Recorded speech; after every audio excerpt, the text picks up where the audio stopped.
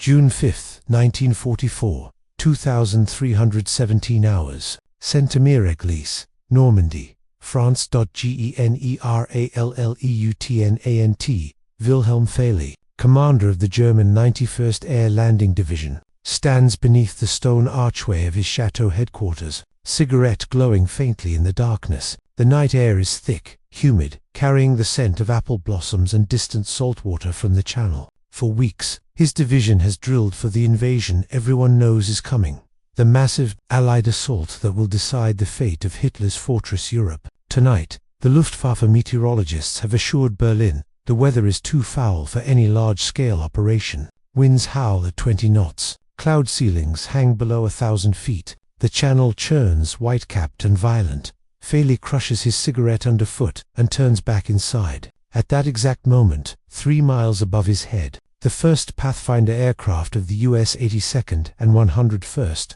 Airborne Divisions punch through the storm clouds, their fuselages shuddering as they decelerate to jump speed. Inside the cramped bellies of over 800 C-47 Skytrain, 13,000 American paratroopers, faces blackened with burnt cork, pockets stuffed with ammunition, grenades, morphine, syrettes, and French phrase cards grip their static lines and wait for the green light. Many are teenagers. Most have never seen combat. All of them are about to be flung into a midnight maelstrom behind the most fortified coastline on Earth. U.S. Army After Action Report, the 7th Corps.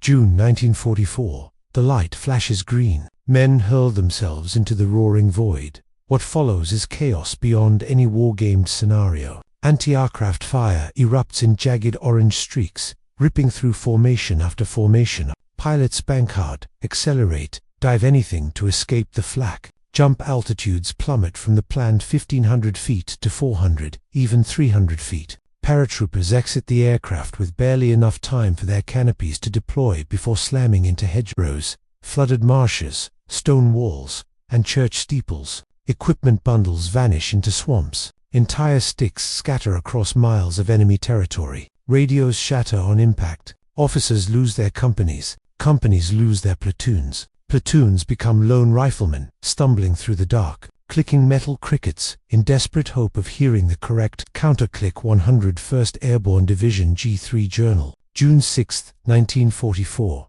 General Lieutenant Fairley hears the engine's first allow. Droning thunder that grows and grows until the chateau windows rattle in their frames. He steps outside again. The sky is alive. Hundreds of aircraft, black silhouettes against darker clouds, roar overhead in waves. Then the parachutes begin to blossom white, ghostly mushrooms descending in every direction, thousands upon thousands of them, drifting down like snow in a nightmare. Fairley's adjutant sprints from the communications room, face pale. Reports flood in from every outpost. American paratroopers dropping near Sainte-Mère-Église, near Chef Dupont, near La Fère, near...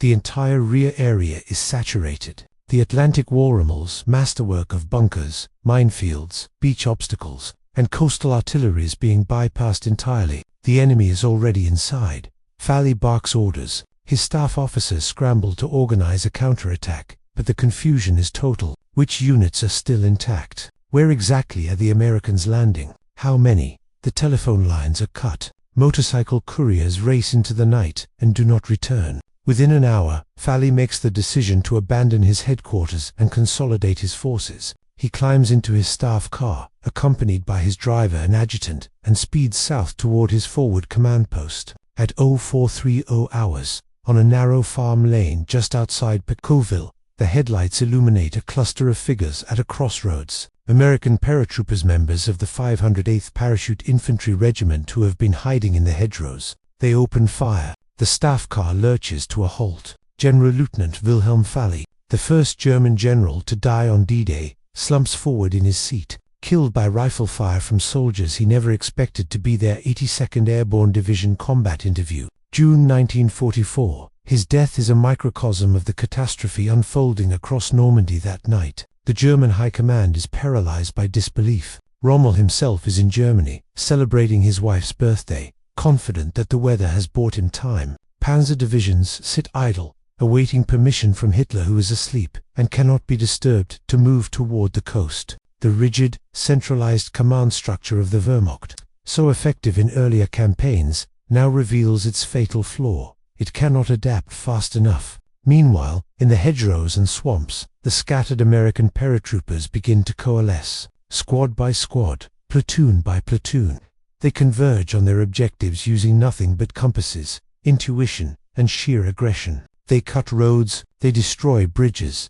they seize crossroads, they ambush supply columns, they create the illusion of a far larger force, sowing panic throughout the German Rear U.S. Army Historical Division, Utah Beach to Cherbourg, 1947. But here is the question that haunted German commanders for the rest of the war. The mystery that turned the Normandy drop from a tactical gamble into a strategic masterstroke. How did the Allies dare to commit 13,000 elite troops to a night drop in hurricane-force winds, knowing full well that scattering was inevitable? How did those scattered, isolated paratroopers cut off from their commanders, their heavy weapons, their radios still manage to paralyze an entire defensive sector and achieve nearly every key objective before dawn? The answer lies not in the bravery of the paratroopers, though their courage was immeasurable. It lies not in the skill of the pilots, though they flew through hell itself. The answer lies in something the Germans never saw coming: a technological and doctrinal revolution so profound that it would reshape the nature of airborne warfare for the next 80 years,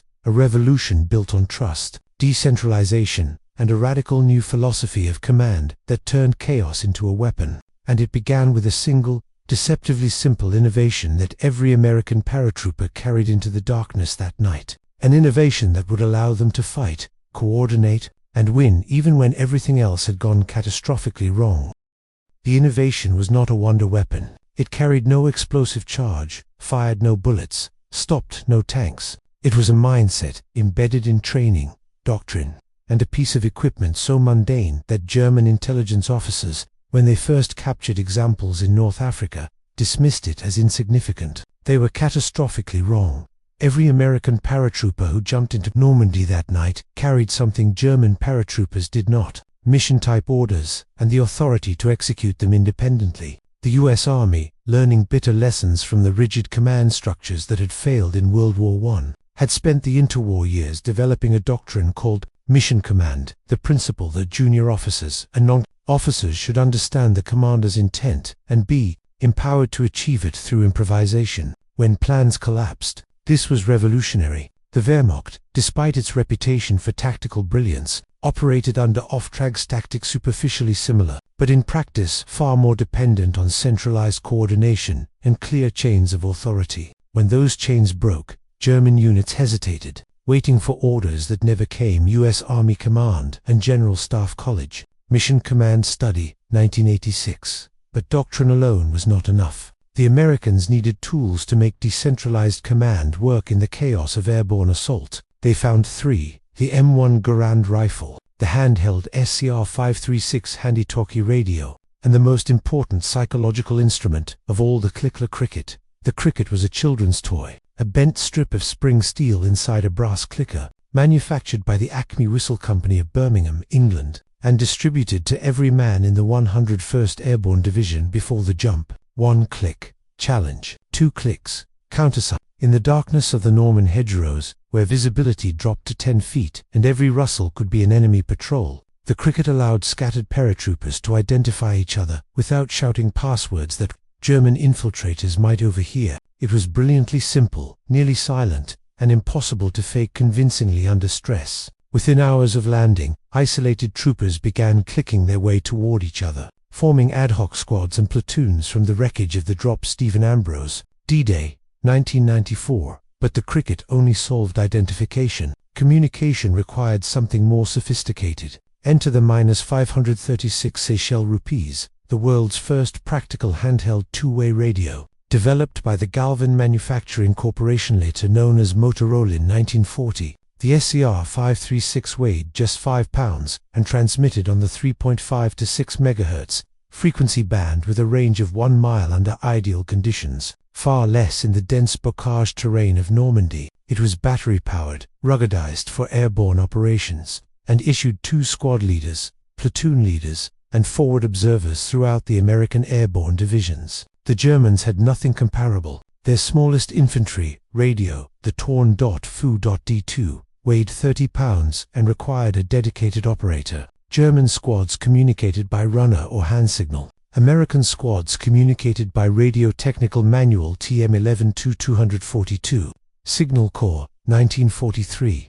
This asymmetry proved decisive. At 0245 hours on June 6, Lieutenant Colonel Edward Krauss of the 3rd Battalion, 505th Parachute Infantry Regiment, landed 2 miles east of Sainte-Mère-Église with only 20 men from his 600-man battalion. Using his SCR 536, he made contact with 2 other scattered groups, coordinated a link-up point, and within 90 minutes had assembled a composite force of 180 troopers enough to assault the town. By 0430, they had seized Sainte-Mère-Église, cutting the main road between Cherbourg and Carentan, and Krauss had radioed his success back to regimental headquarters. The Germans, monitoring radio traffic, intercepted the transmissions, but could not triangulate the sources fast enough to respond. By the time they organized a counterattack, American reinforcements guided by radio had already fortified the town. 505th Parachute Infantry Regiment.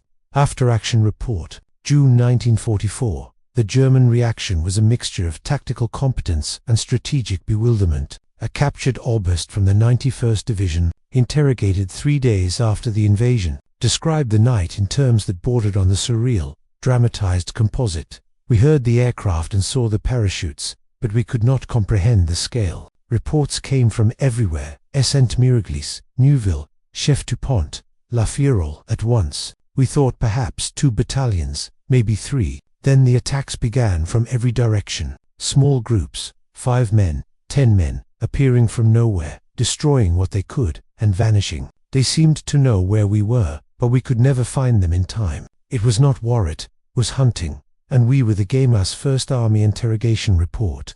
June 9, 1944. The colonel's confusion was understandable. The Americans had turned the scattering, the disaster that should have doomed the operation, into an advantage. 13,000 men, spread across hundreds of square miles, created the impression of a force many times larger. Every German garrison reported contact. Every crossroads seemed threatened. The 91st Division's situation maps, reconstructed after the war, show red markers indicating American sightings at over 200 locations simultaneously. It was paralysis by information overload. And it worked, because American junior leaders did not wait for orders. They attacked whatever targets they found, confident that their actions supported the overall mission. Cornelius Ryan. The Longest Day, 1959. Nowhere was this more evident than at La Fère Bridge. The crossing over the Murderate River was a critical objective. Lose it, and German armor could reinforce Utah Beach within hours. At 0500 hours, Captain Roy Creek of the 507th Parachute Infantry Regiment arrived at the western approach with 13 men, his entire surviving force. The bridge was guarded by a reinforced German platoon with 2 machine gun nests and a 75mm anti-tank gun. By all conventional logic, Creek should have waited for reinforcements. Instead, he attacked immediately, using covering fire from Browning automatic rifles, another uniquely American advantage. Giving rifle squads organic firepower, German squads lacked. Creek's team rushed the bridge, grenaded the machine gun nests, and killed the anti-tank gun crew in close combat. They held the span for 6 hours against 3 separate counterattacks until reinforcements arrived. The bridge remained in American hands for the rest of the campaign. 507th Parachute Infantry Regiment Combat Interview. June 1944. Creek's audacity was not recklessness. It was mission command in action. He understood that seizing the bridge now, even with minimal forces, was more valuable than waiting for an organized assault later. The Germans, schooled in methodical operations, could not fathom this calculus. A post-war analysis by the U.S. Army Historical Division concluded that American airborne forces achieved 70% of their objectives despite losing 30% of their personnel in the initial drop, a success rate that defied every prediction and confounded German intelligence assessments for months afterward. U.S. Army Historical Division, Airborne Operations in World War II, European Theater, 1951. The technical superiority extended beyond radios and doctrine. The M1 Garand rifle, standard issue for American paratroopers, was a semi-automatic weapon with an 8-round N-block clip, giving individual riflemen firepower equivalent to an entire German squad armed with bolt-action Kar 98K rifles. The Garand's rate of fire 30 rounds per minute in trained handsmen, that even small American units could generate suppressive fire intense enough to pin down larger German formations. At ranges under 300 yards, in the close terrain of the Bocage, the Garand was devastatingly effective. German after-action reports repeatedly mentioned being outgunned by forces they outnumbered, a testament to the rifle's lethality and the marksmanship training that made every American paratrooper a marksman. John Gar, Springfield Armory Report, 1936. By dawn on June 6, the situation behind the Atlantic Wall had devolved into what one German staff officer termed dramatized composite, a fluid nightmare. American paratroopers controlled key bridges, road junctions, and artillery positions. German reinforcements, attempting to move toward the beaches, found themselves ambushed at every turn. Radio communication between scattered American units increased throughout the morning as more SCR 536 and -300 Seychelles rupees radios were recovered from equipment bundles. The invasion beaches Utah and Omaha received their inland support not from a concentrated airborne division, but from a swarm of autonomous, aggressive, radio-linked teams that moved faster than German command could react. The Atlantic Wall, designed to repel an assault from the sea, was collapsing from behind, and the men tearing it apart were doing so with tools and training the Germans had not believed possible. The airborne assault on Normandy did not win the war in a single night, but it revealed a fundamental shift in the nature of modern combat, a shift the Germans recognized too late and could never replicate. By June 12, 6 days after the initial drop, the U.S. 82nd and 101st Airborne Divisions had linked up with seaborne forces, advancing from Utah Beach, established a continuous front line 30 miles deep, and captured the critical port city of Caron. The human cost was staggering. Over 2,000 American paratroopers killed or missing, another 3,000 wounded, entire companies reduced to platoon strength, but the strategic dividend was incalculable. The lodgment in Normandy, the beachhead from which the liberation of Western Europe would be launched, was secure, and it was secure because 13,000 scattered men with radios, rifles, and the authority to act had bought time the conventional forces desperately needed. U.S. 1st Army G3 Report, June 1944.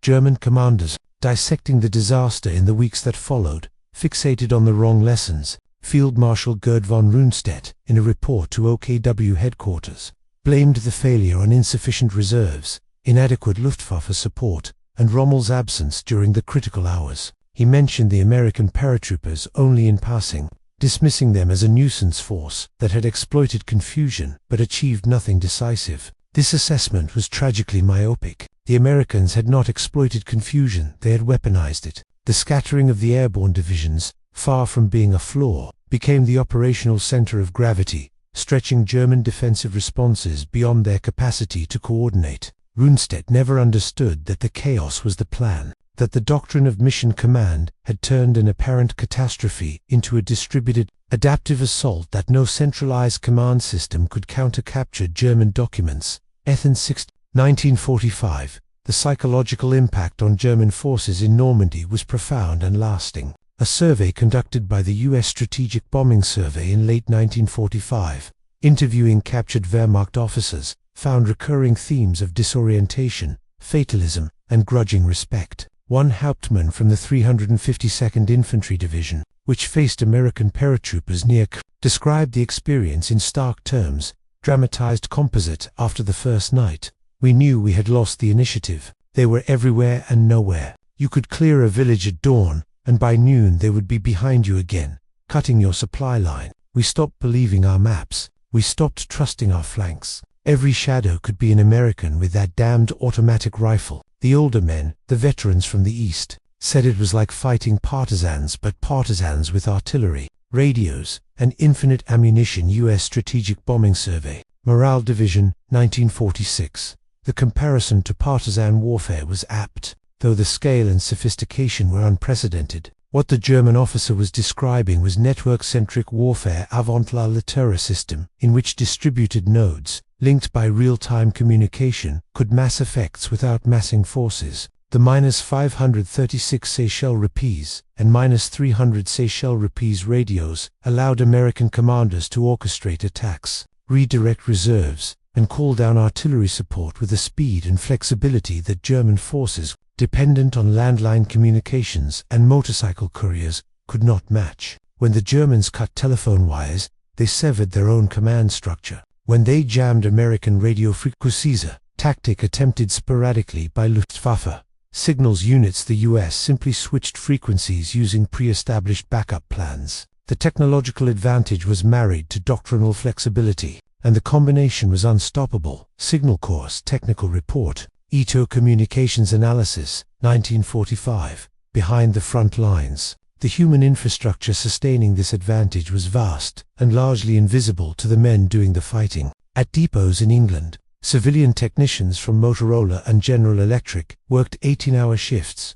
repairing damaged SCR 536 radios, refurbishing vacuum tubes, and stockpiling replacement batteries. At Springfield Armory and Winchester Repeating Arms, production lines churned out M1 Garand rifles at a rate of 6,000 per day, each weapon inspected, test-fired, and packed for shipment across the Atlantic. In training camps from Fort Benning to Camp Took, drill instructors drilled junior officers on independent decision-making, map reading without compasses, and small unit tactics in scenarios where higher command was assumed lost or unreachable. The airborne assault worked because an entire industrial and educational system had been reorganized to make it work. U.S. Army Industrial College, Logistics of Airborne Operations, 1946. The legacy of the Normandy airborne operation extended far beyond World War II. In September 1944, the Allies launched Operation Market Garden, an even more ambitious airborne assault aimed at seizing bridges across the Netherlands and opening a path into Germany. The operation failed, but not because of flaws in mission command or radio communication. It failed because intelligence underestimated German armored reserves, and because the British 1st Airborne Division at Arnhem was dropped too far from its objective, and lacked the SCR-type portable radios that had saved American units at Normandy. The lesson was clear: decentralized command required decentralized communication, and neither worked without the other. Cornelius Ryan, A Bridge Too Far, 1974. In the decades that followed, the principles proven at Normandy became the foundation of American military doctrine. During the Korean War, the 187th Airborne Regimental Combat Team executed jumps behind enemy lines using improved radios and the same mission command philosophy, achieving objectives with minimal command oversight. In Vietnam, the helicopter replaced the parachute, but the concept remained identical: small, autonomous units, linked by radio, operating inside enemy territory to disrupt, confuse, and paralyze. By the Gulf War in 1991, the doctrine had evolved into full-spectrum network-centric warfare, with satellite communications, GPS navigation, and real-time data links, enabling a level of coordination that would have seemed miraculous to the paratroopers of 1944. Yet the core principle: empower junior leaders, decentralize execution, trust the mission over the plan, traced its lineage directly back to the Norman Hedros. U.S. Army Field Manual, FM 320. Operations, 2001. The human cost of that June night was never forgotten by those who survived. Veterans of the 82nd and 101st Airborne, interviewed decades later, spoke not of doctrine or technology, but of the men who did not come home, the 90-year-old privates who drowned in flooded marshes, their parachutes tangled in submerged tree branches, the platoon sergeants who bled out in farmyards, calling for medics who never arrived,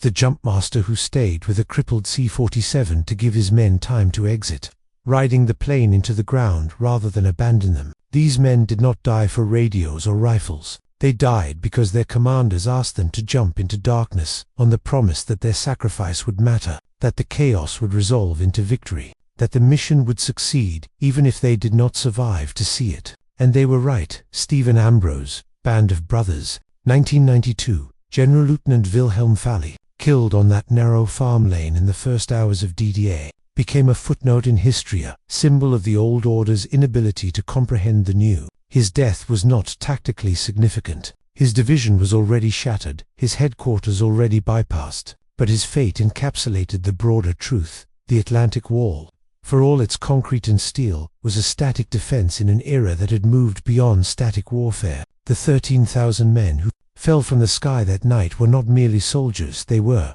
harbingers of a revolution in military affairs that would define the remainder of the 20th century and beyond. Lieutenant Colonel Edward Krauss, who raised the American flag over Sainte-Mère-Église at dawn on June 6, wrote in his after-action report a line that could serve as the epitaph for the entire operation. "We jumped, scattered, fought scattered, and won scattered. The enemy expected an army. We gave them a storm." 505th Pier After-Action Report, June 1944. It was the perfect summary. The Allies did not land 13,000 paratroopers behind the Atlantic Wall. They landed 13,000 autonomous warriors, each one a node in a network of controlled chaos, each one empowered to seize initiative, exploit opportunity, and decide the course of history in the span of a heartbeat. The lesson endures, carved into the institutional memory of every military that studied Normandy in the 80 years since. In modern war, connection outweighs firepower, and speed defeats armor. But more than that, trust defeats rigidity, and chaos, when harnessed by courage, trained into doctrine, and enabled by technology, defeats order every single time. The 13,000 who fell through the darkness over Normandy proved it, and the world has never forgotten.